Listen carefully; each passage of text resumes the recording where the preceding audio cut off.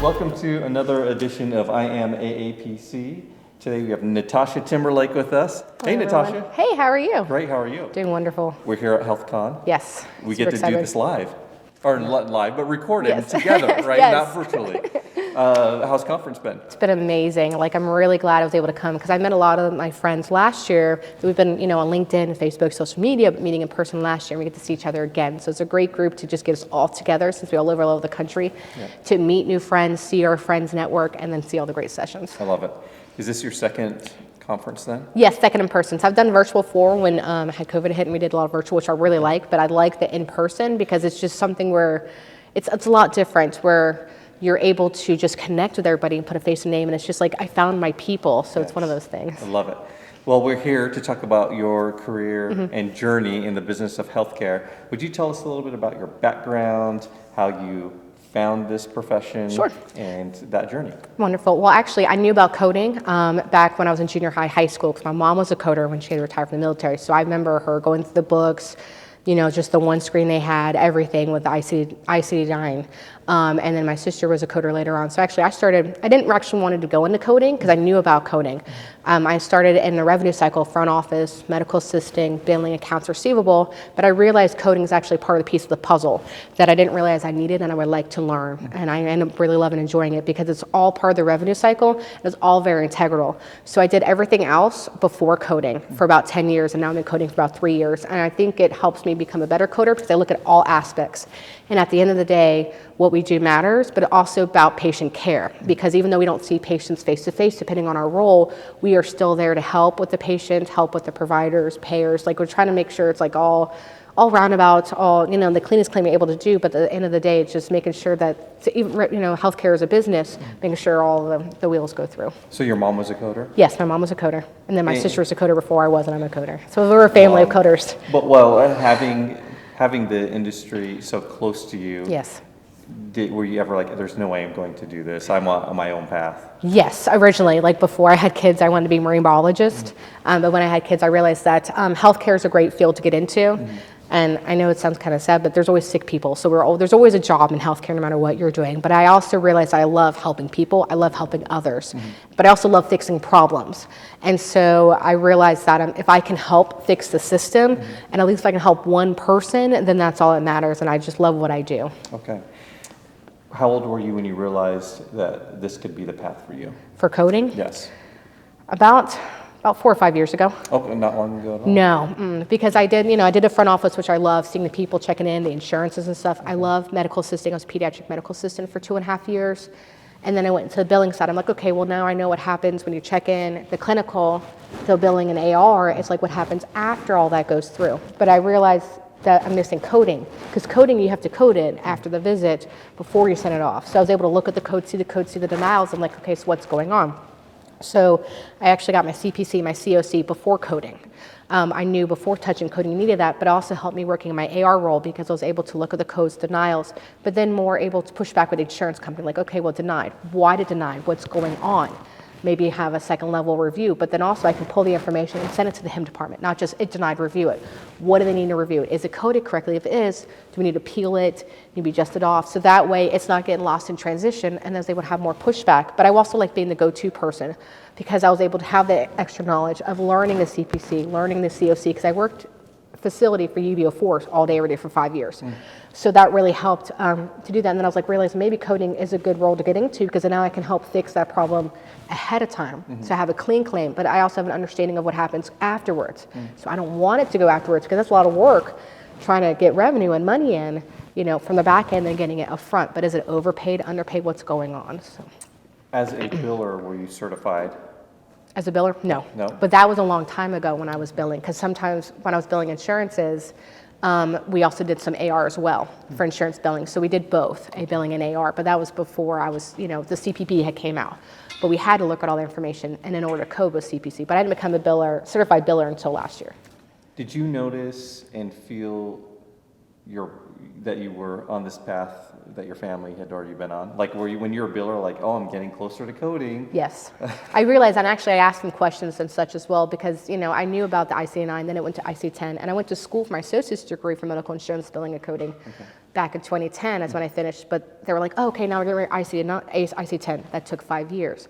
So, but I'm glad I took the long way, because I had more of an understanding of it and more appreciation for it. Like, oh, I got my CPC, now I'm a coder. Well, what about all these other positions first? Yes. Because it may not be the exact pay you want, but it'll help build up the steps you need. But also, you may not want to go to coding, or you do, now you want to go to auditing.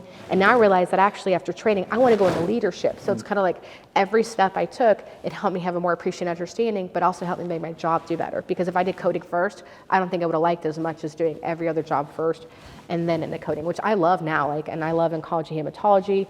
I love auditing on the payer side. Like, I love all the different stuff, and I love what I do, but I know there's so much more out there now. I'm kind of like, what do I want to do the rest of my life? Well, I don't know. What was that first position then that led you, your first healthcare position? Was it front desk? Well, I did front desk about 14 years ago, but what really wanted me to become a coder actually was working AR. And I realized that because I'm looking at the codes and denials, NCCI edits, you have the LCDs, NCDs, modifier issues, and then also productivity. So I had to learn about productivity already in AR. You have to keep up productivity in order to even go home, because that was before COVID. So you have to keep up 110%. You had to keep in consistently. And then your quality, you had to make sure that you're meeting your quality. You're touching every account when you're touching it, making sure notes. And I like to write books. I want to know who I talked to, when I talked to, what's going on, so the next person behind me can just be like, this is exactly what was said.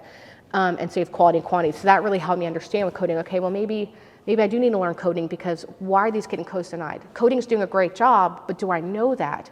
Or AR's doing a great job, do I know that? And my thing is, I want the left hand to talk to the right hand, and that's really hard that a lot of departments don't talk to each other, and so everybody's blaming everybody without realizing it. And then maybe we can have billing, coding, AR, and even clinical side all talk to each other, so we can have more streamlined, find out what the problem is so we can all fix it.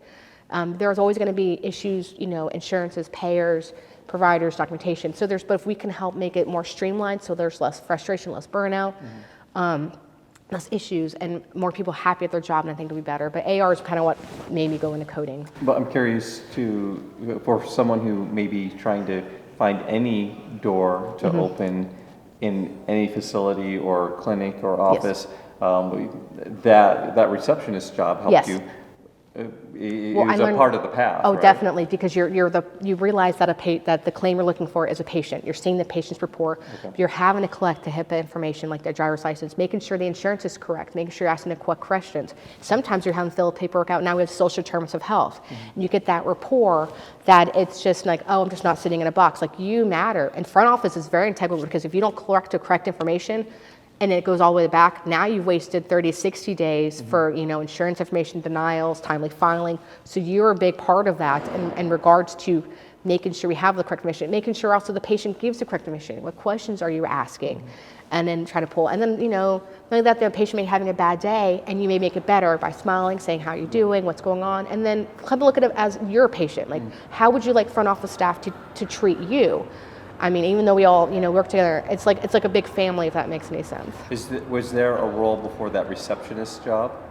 No, well, I worked in customer. My first job was front office, and then I did that. But I worked in customer service for years before going into healthcare, and that seemed to really help also, because I'm a customer service sales. You're talking with people, you're selling people, and it's just that rapport. Yep. And then also, if you're new, you can also use that customer service skills, to help you in regards to getting a coding role. Okay, so I don't have exact coding, but I have this, and that, and I can learn and I can grow, and then I have my CPC or my CPCA, but what do I need to do to get where I'm at? So that way they can still hire you, because a lot of times they love new coders because they don't have to untrain anything that you've may have learned before, and just be very open with it, knowing that I'm not going to, maybe not make this, but maybe I found my long-term job, maybe this is just a stepping stone.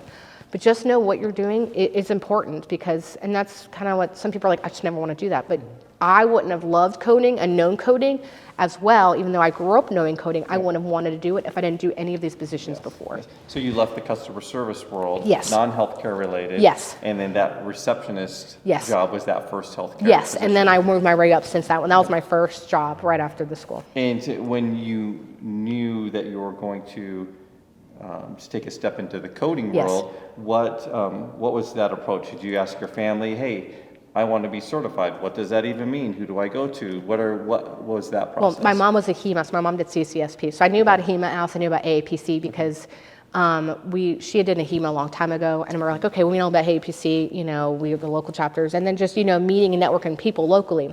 But I actually took the CPC, the curriculum, it was before the VILT, so it's a self-paced, the whole thing, Yes. because I knew about healthcare, but it came at it differently. Like it was, there's a lot of codes, a lot of stuff to go with it. That really helped me. It took me a lot longer than anticipated, but I was still, because you work full time and children and all that stuff, but I still was like, I need to do this because before you touch coding, you have to have that credential behind it. They need to know the test is very hard.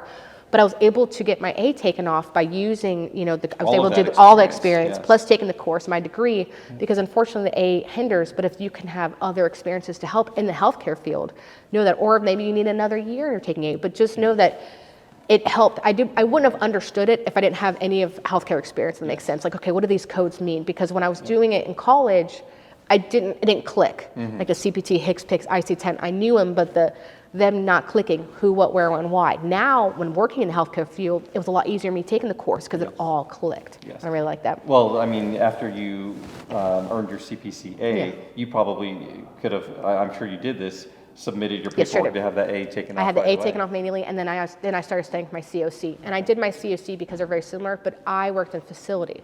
So the pay methodology is different than you before. But I took it about a year later for my COC, so I wanted to make sure. And be proud of your credentials. I didn't have to have my certification as a collection representative. I still had it behind my name. I hung up my certification. That's really hard, super proud. Like, I'm a coder, and even though I don't code, I'm using my coding skills that I learned to help better the department. Okay, all right.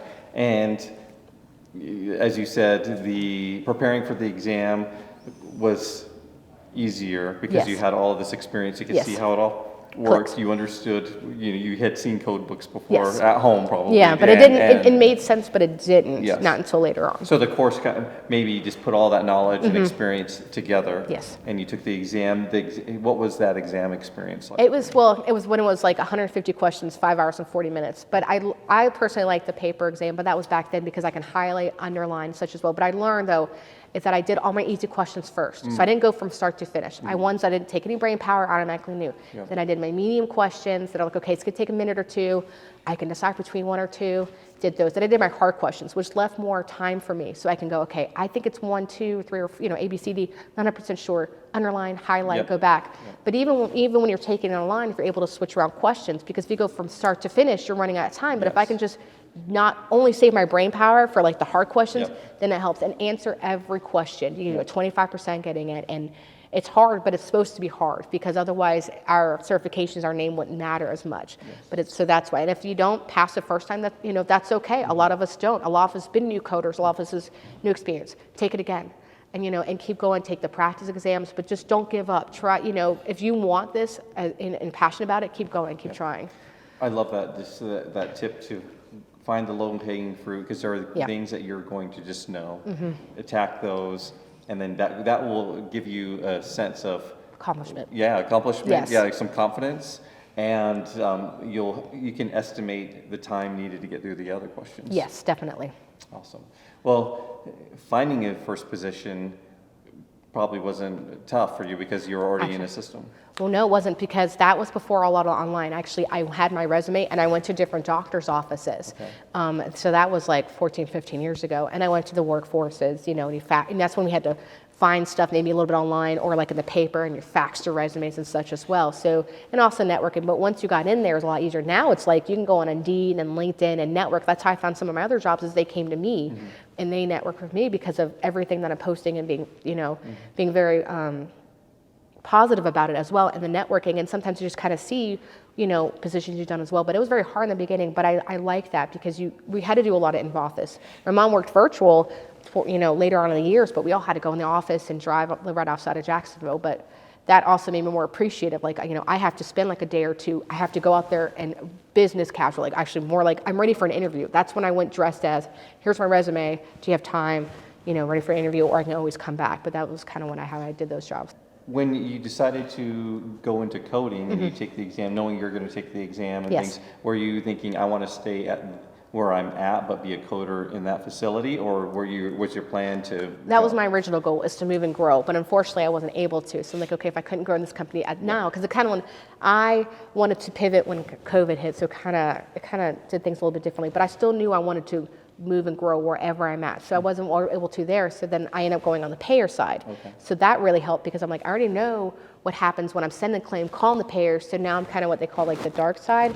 But I had more understanding of it and more empathy with the providers and patients, and more empathy with the insurance companies as well, because, they're doing the job they're able to do, how they're doing. But I like how I'm able to help the claims, make sure if they're denied, they are denied correctly, and then send in the correct information to providers, so that way if they call, this is what's going on.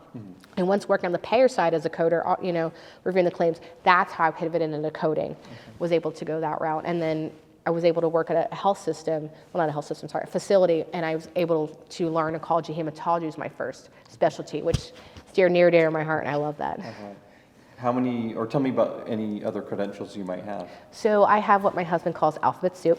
So I have my bachelor's degree, and actually I recently got my CRCR through HMFMA. Okay, hold on real quick. Bachelor's degree in what? Healthcare, business and healthcare management. Okay. I finished that in 2022. Okay, congratulations. Thank you. And I'm like, oh, I'm just going to stop. No, I'm going for my master's next month. So that's kind of like, we'll call that a foundation. Yes, that is a foundation. And then CPC? I have my CPC, COC, CRC, CPPM, CPMA, CHONC, CPB, and my approved instructor. Yes, so I have 8.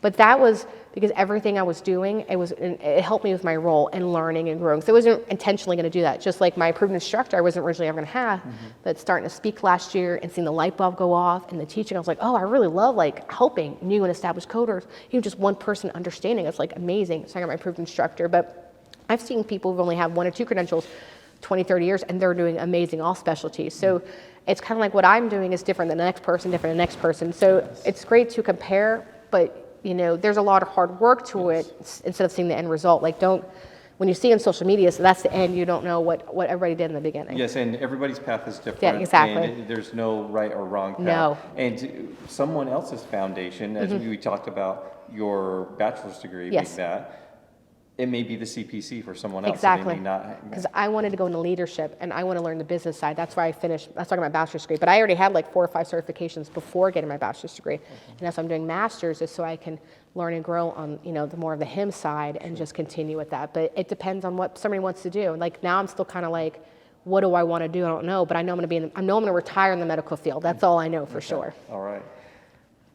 I want to talk about CEUs. Yes. For our veteran coders who may be watching, and some may wonder about how do you earn CEUs for all of these credentials that you hold with AAPC. I'm curious, do you pay for any? How do you get them? What is your strategy to earn? Well, I definitely go to my local chapters and also other local chapters. And usually I try to go not only to listen to speakers, also support some of my friends who are new speakers established, but also the different specialties. I might not know, I love cardiology, but it's very difficult code, so it may be hard for me to do that. So, the specialty dermatology is very difficult, but I can learn that as well. Yes. The healthcare business monthly, and I do pay for some, but when I pay for that, it's not for the CEU, it's for the education, it's for the information, because there's so many CEUs we can get out there, low cost, free and such as well, but what am I learning? And that's the thing, is I want to make sure if I'm learning any information or learning for, if I want to get a new credential, taking some of the workshops and such as well, it's more of just soaking up all the knowledge. And also, I don't wait till the last minute. I start from as soon as my CEU begins, I'm continuing, just like the membership. Okay, so membership increases every year, which everything increases. So then break it up in 12 months. Maybe that's 2 Starbucks coffees that, that's everything on up, or something so that way, when it comes to the end of the time, if you're saving up for anything trips for HealthCon, that's what I did. I saved up all year. Sometimes you work different jobs to make sure to be able to grow instead of waiting, instead of it's here, what do I do? Yes. And that's been less stressful, knowing, okay, I'm going to go here, or I want to go to a workshop. And this is, maybe get it on sale, or, if they're saying, hey, it's going to come out here, this is when the price is, okay, I'm going to save up 2-3 months, and then I can just pay for that. But when I pay for something, it's for the education and the knowledge and learning something and taking it in, and then it's not about the CEU. No, not the CEUs come CEUs come with it, and it's great. And I wish I could give some of mine away. Mine doesn't start for another month or so, so I'm here to learn and to grow in the education. But you start off with 36, so that's the minimum. But you have 2 years to do it, so go ahead and just start doing it now while you're able to. So when you're able to submit it a month or 2 ahead of time, you're good. Instead of waiting and then like, oh no, and because you need to have it. Like, I don't want to take these tests again. I don't know if anybody else wants to take these tests again, but I want to keep up with my certifications and CEUs. You know, just like if you're a physician or your RN or your teacher, you have to keep up with all them credentials and the learning. Yes, and so I think that's the, if you can stay up on top of them, that is it. If you're going to be challenged if you wait till the last month 100%. or as it approaches, then you're scrambling. But it is possible in a low stress way. You just have to be organized. I didn't pay for a lot of this stuff until about 2-3 years ago. Like when I was a CPC, back, you know, before I was even a coder, I still had to get everything, and I had to do everything low cost, like my coding books. You know, I had to save up for that one. Anything, it took me a long time to get there, even the course, until where I'm now able to financially afford a little bit more. But I was back when we couldn't afford very much, you know, at that time. But I made sure that I got low cost CEUs, but also make sure if I paid for anything, it was not just CEUs, it was the education for it. So, but definitely don't wait. Get as many free CEUs as you can, and then just now that everything's more virtual, it's a lot easier. I love it. Okay. All right. Well, thanks so much for sharing so much about your journey. I love it. I'm curious, outside of healthcare and work, what does Natasha do to unwind? Well, I'm a glutton for punishment, so I like reading, going to school, education and stuff. But then, you know, hang out with my kids, taking them to activities and such, because my oldest is graduating in May. Then I have my 17-year-old who'll be next year, which she has Down syndrome. So I knew about the healthcare, you know, way long term, but also from a parent side. So that's specialty, but then, you know, we're seeing a grown tradition. And then my youngest is about to be 6 in July. So I'm like starting all over again. So it's very, very busy, but I love it. But it also shows them no matter what age you're at, no matter what you're gonna do, even if you're starting later in life for education, you can do it, you can accomplish it no matter the situation. And I think that really helps them knowing that, hey, you know, that's great, you're going to college right after high school, but if your situation changed, you can go later on. Or if you want to change fields and get a certification, you can do that. And even though I'm really busy, I still try to make time for everything. And that's my time management I'm learning how to do, but it's more of like inspiring. I want to inspire my kids, inspire others as well. Okay, awesome. Thanks so much, Natasha. Thank you so much. I appreciate it. You have a great trip home. Be safe. Yes, sir. You too. And we'll talk to you later. All right. Thank you. Thank you.